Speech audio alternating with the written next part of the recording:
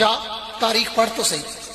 شاہ ولی اللہ سے لے کر شاہ عبد العزیز تک، شاہ عبد العزیز سے لے کر شاہ عبد الغنی تک، شاہ عبد الغنی سے لے کر شاہ اسحاق تک، شاہ اسحاق سے لے کر سید احمد شہید تک، سید احمد سے لے کر شاہ اسماعیل شہید تک، شاہ اسماعیل سے لے کر مولانا قاسم نانوتوی تک، قاسم نانوتوی سے لے کر مولانا رشید احمد گنگوہی تک، رشید احمد گنگوہی سے لے کر حسین احمد مدنی تک، حسین احمد مدنی سے لے کر انور شاہ کشمیری تک، انور شاہ کشمیری سے لے کر عطا اللہ شاہ بخاری تک، عطا اللہ شاہ بخاری سے لے کر مولانا مفتی محمود تک، مولانا مفتی محمود سے لے کر غلام غوث ہزاروی تک، غلام غوث ہزاروی سے لے کر امیر عظیمت تک، امیر عظیمت سے لے کر قائد جمعیت بطل حریت امام اسلامی انقلاب مولانا فضل الرحمان تک، آج تک جو بھی باطل سے ٹکرایا صرف دیوبندی ٹکرایا.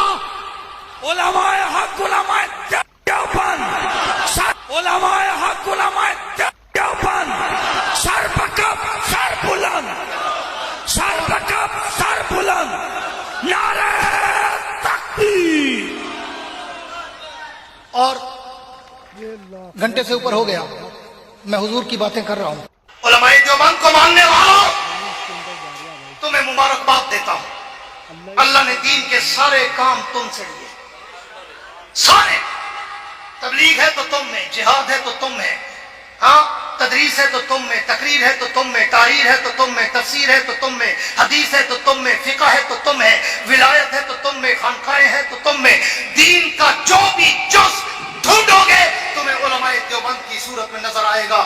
گرم تاریں بھی نظر آئیں گی، تبلیغی جماعت کی طرح ٹھنڈی تاریں بھی نظر آئیں گی. آپ کو پتہ ہے جب کوئی بلب جلانا ہو نا تو پیچھے سے دو تاریں جاتی ہیں، ایک ٹھنڈی ہوتی ہے ایک گرم ہوتی ہے، دونوں کنیکشن لگتے ہیں، بلب جل جاتا ہے اور جناب نور ہو جاتا ہے. دیوبند والو اللہ نے تمہیں گرم تاریں بھی دی ہیں، ٹھنڈی بھی دی ہیں، اور تمہارے ایمان کا بلب جگمگا رہا ہے.